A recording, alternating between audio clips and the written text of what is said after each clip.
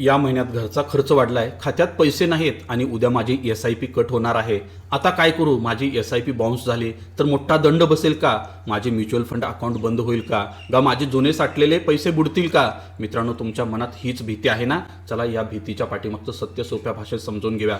सगळ्यात मोठा गैरसमज आधी दूर करा. जर तुमची SIP चुकली तर म्युच्युअल फंड कंपनी तुम्हाला एकही रुपयाचा दंड लावत नाही, पण तुमची बँक तुम्हाला नक्की दंड लावू शकते, कारण तुम्ही बँकेला दर महिन्याला पैसे कापण्याची परवानगी दिलेली आहे.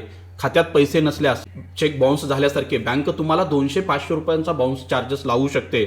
मग एक SIP चुकली तर अकाउंट बंद होते का? तर अजिबात नाही. पुढच्या महिन्यात जेव्हा खात्यात पैसे असतील तेव्हा तुमची SIP पुन्हा नॉर्मल सुरू राहील.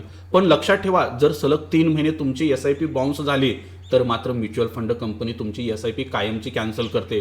पण घाबरू नका, तुमचे आधी जमा झालेले पैसे पूर्ण सुरक्षित असतात.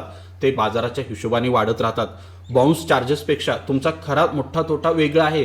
जेव्हा बाजार खाली पडलेला असतो आणि तुम्हाला स्वस्तात युनिट मिळवण्याची संधी असते, ती संधी गमावण्याची शक्यता असते. यासोबतच तुमचा चक्रवाढ व्याजाच्या साखळीला देखील ब्रेक लागू शकतो. यावर सर्वात उत्तम म्हणजे, जर तुम्हाला आधीच माहीत असेल पुढच्या महिन्यात पैशाची अडचण आहे, तर तुम्ही तुमच्या ब्रोकरच्या ॲपमध्ये जाऊन SIP पॉज करू शकता. यामुळे तुम्हाला बँकेचा दंडही बसणार नाहीये. थोडक्यात सांगायचं झालं तर शक्यतो SIP अजिबात चुकवू नका. पण अडचण असेल तर टेन्शन घेऊ नका.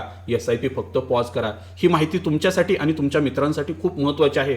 त्यामुळे जास्तीत जास्त हा व्हिडिओ शेअर करा आणि व्हिडिओला लाईक करा आणि अशा सोप्या आर्थिक ज्ञानासाठी आपल्या चॅनलला लगेच सबस्क्राईब करा. Investments in securities market are subject to market risks. Read all the related documents carefully before investing.